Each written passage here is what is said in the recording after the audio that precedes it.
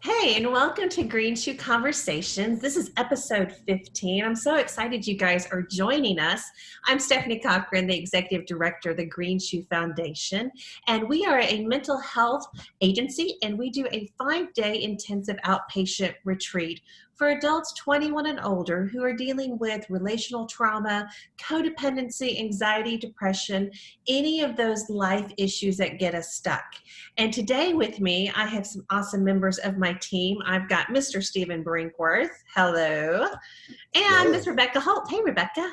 Hey, Yeah, how are you guys doing? pretty good. Good, good.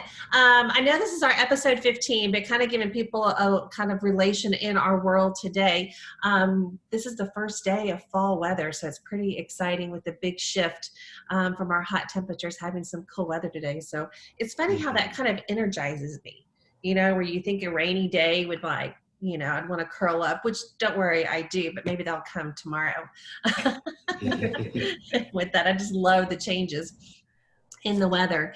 So I would probably say we've spent a good deal of time, maybe the last 2 months, talking about our model. We use the PMLities post-induction model here at Green Shoe. And in that, there are 5 core issues.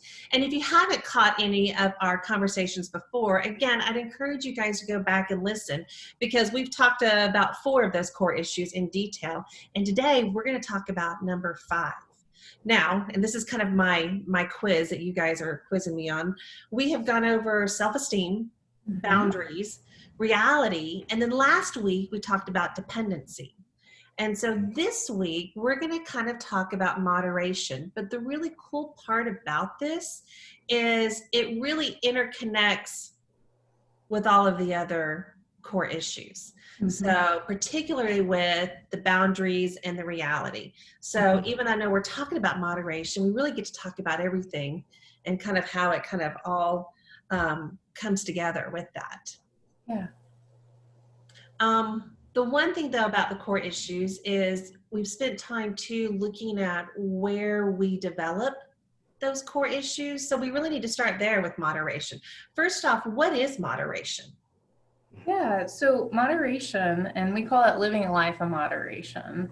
And there's a few different ways I think that Steve and I are probably going to explain it with some examples, maybe even some visual imagery of what it looks like. But living a life of moderation, and one of the ways I describe it is being responsible in our life, taking care of the things we need to take care of, but allowing ourselves space to still experience joy and spontaneity. And so this is a model of extreme. So in moderation, there's a few different ways we describe it, but on one end, it's out of control with being in control, or the other end of just being out of control. And so that's, like I said, we look at it a few different ways. One of the other ways that I hear Teresa describe it is the gas pedal all the way to the floor?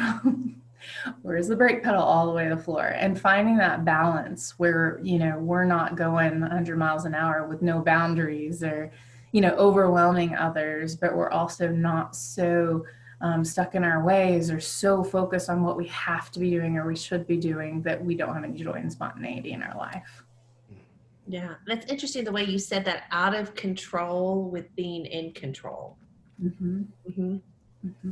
Yeah. Steve, how would you describe living in moderation?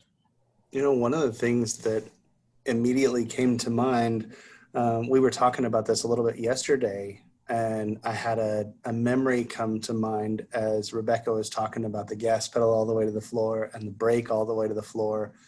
Part of what we were talking about yesterday was that with that moderation, sometimes all I've seen are those extremes of being all on or all off. And so I get this understanding of what balance looks like, or what moderation looks like, is equal parts of extremes as opposed to balance.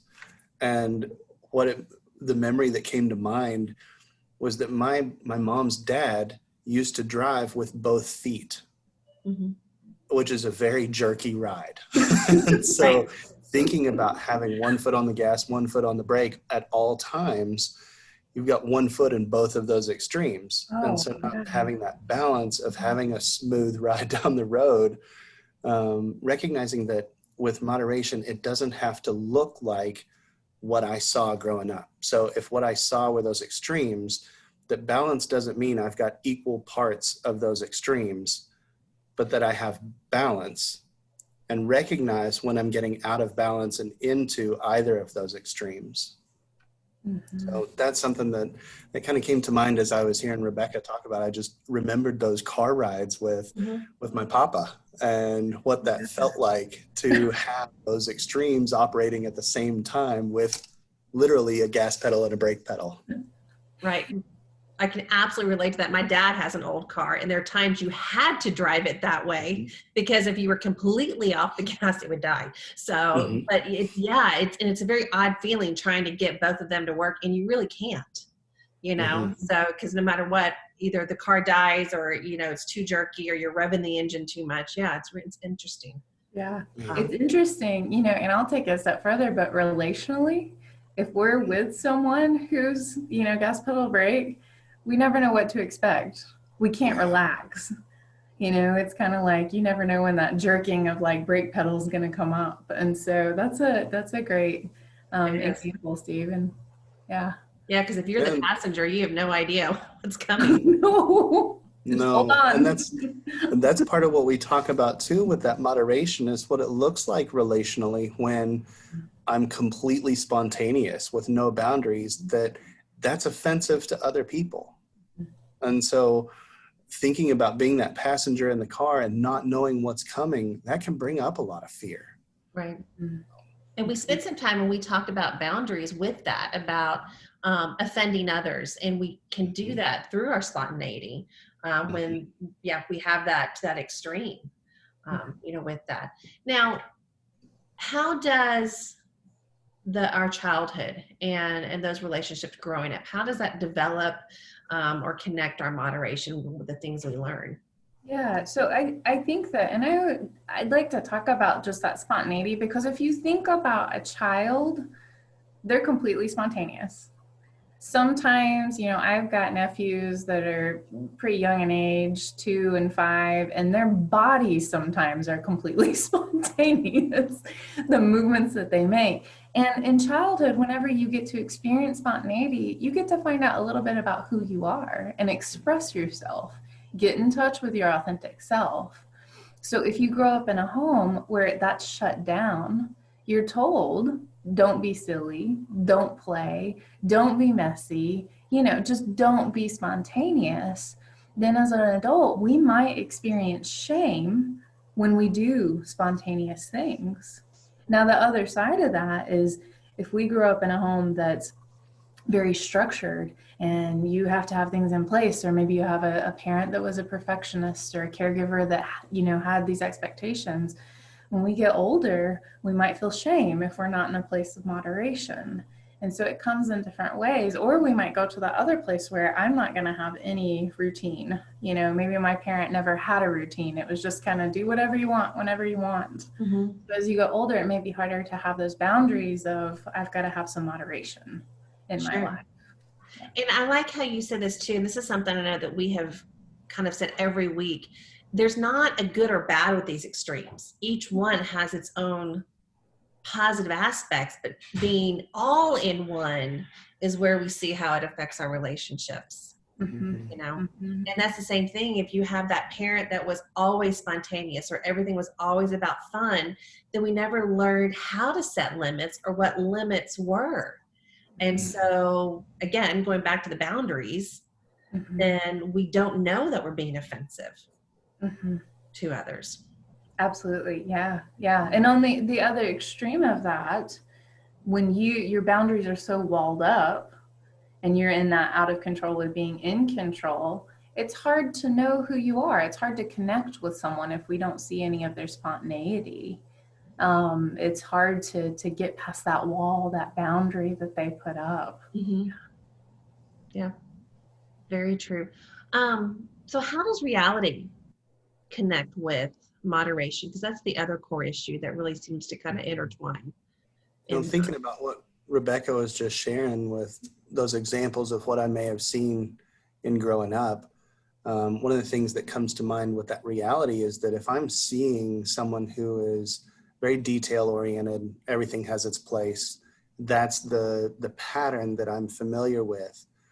I may, in a moment of spontaneity, create my own reality that this isn't appropriate, that shame may come up, that when I grew up in that perfectionistic state, I'm even thinking of Ferris Bueller's friend who lived in a state that was kind of museum-like, couldn't touch anything, couldn't have anything out of place. And so if I step outside of those bounds, I'm breaking the rules of what I grew up with. And so in my reality, if that's what was familiar, I may have created a reality that this is the order that needs to take place. This is the pattern that needs to take place. This is the role that I play in that setting. And so now as an adult, I may see somebody that's, say, playing in an office setting and have a reality that this isn't appropriate. I may feel anger, may feel shame. There's a number of different emotional experiences that can come up with that.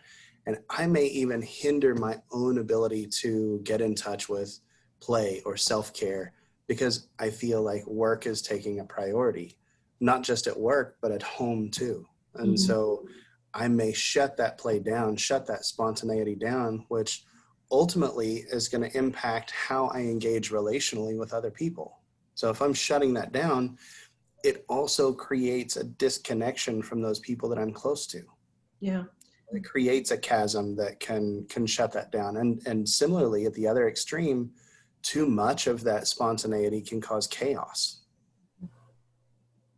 Because I've heard y'all talk before that it's actually in the spontaneity that we connect with others. So by shutting that down, we're shutting down our connections. Yes.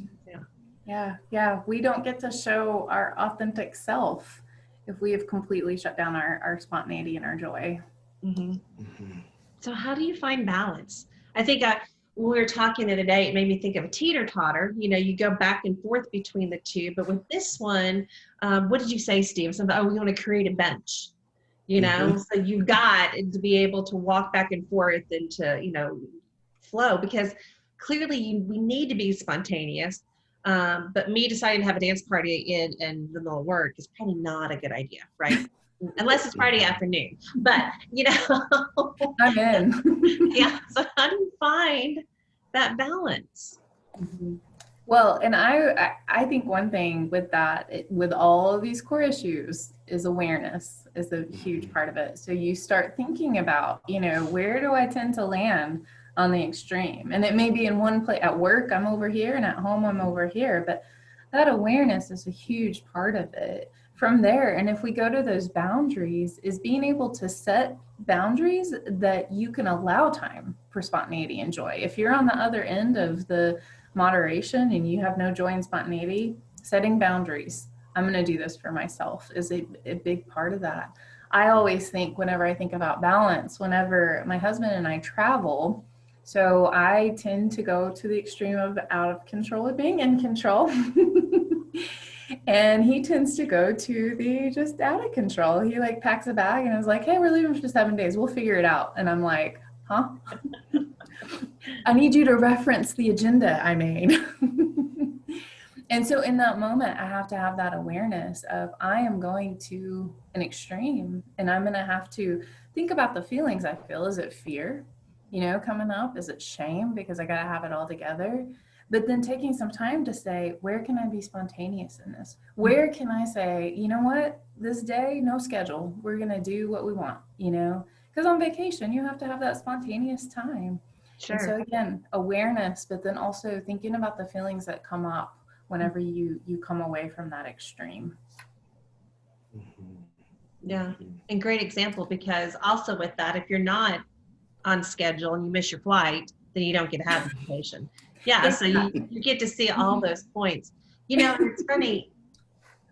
Sometimes, and especially as you're learning this model, I imagine this can be very overwhelming. And I know a lot of times moderation is the one that we get a lot of questions about. But if I stop and I kind of look back on what you guys have said this whole time, what you do in each core issue is pretty much the same. Be aware, connect to self. And then to realize how they interconnect, that if I work on boundaries, I'm also working on my reality. I'm also working on, developing a good balance and moderation. So, they really do kind of connect with each other. Mm-hmm. Absolutely. Yeah. If one, there's a in the book that we talked about last time that I don't want to talk about it. One of the things that he's mentioned, using P as model, but talking about how we understand it for ourselves with those boundaries. Part of what that is self-protection with our reality. Part of what that is self-knowledge. And then with moderation, that's my own self-moderation, not about being in control of others, but how am I moderating this for me? How am I managing this for me in a safe way, in a healthy way? And like you mentioned, good and bad earlier, part of what we talk about during the week is to not look at it as good or bad, but is this functional? Is this dysfunctional? And just like Rebecca mentioned, that's going to look different if I'm at work, if I'm at church, if I'm at home, if I'm out with friends. And so recognizing the difference in each of those situations, not only what is that self-knowledge that I have in this moment about maybe what's required of me, maybe what I'm needing in this moment. And then for those, what are the boundaries that are going to be appropriate for me to set with myself and with others to make sure that I am protected, but I'm also contained. So I'm not spilling out onto other people around me. And so in doing that, using that self-knowledge, utilizing that self-protection and self-containment helps me to be more moderate, more balanced in those situations. I don't have to do it perfectly all the time either, which is also a huge relief. Right. And that goes back to one of the very first core issues we talked about, our self-esteem. I am inherently worthy and I am perfectly imperfect. And I say that to myself over and over again. That's that core with that. Any last thoughts on moderation? There's one that comes to mind for me with being spontaneous. Something that's familiar to a lot of people is making lists. And I've challenged myself and other people with making those to-do lists to be aware of how much or how little I'm putting self-care in that list of things I need to do. And so in that moderation, to make time to play. Yeah. Time to be spontaneous. Yeah. So I know Rebecca and I know nothing about lists, but you're right. I need to make a list of the fun things, the things that I find joy in. Because again, that's what we talked about last week. It's important that I have those wants. I have my needs, yes, but my wants are what I find joy in. And I do that through my spontaneity. Absolutely. Yeah. I think, I will say one thing, this is one of my favorite core issues, because I think that this can tap into that childlike part of us. Again, when we do that in a healthy way with healthy boundaries, it's just fun. It's just fun to be silly. It's fun to dance. It's fun to, just share a little bit of your joy and spontaneity. And so I really love whenever we're able to find that balance and just feel like ourselves. Right. And kind of like what you said earlier, it doesn't matter where we are, if I'm at work, if I'm at home, if I'm with friends, or I'm out at a social event. By doing this, I still get to be me. I am my authentic self, no matter what setting, I'm in. And it's easy for me to be spontaneous by myself, but I think I have to make sure I work on being spontaneous with others. I can totally sing at the top of my lungs in my car because, probably some people can hear me if they were, parked right next to me, but I've got to do that with others. Not sing at the top of my lungs, but, have fun and be spontaneous with others is important.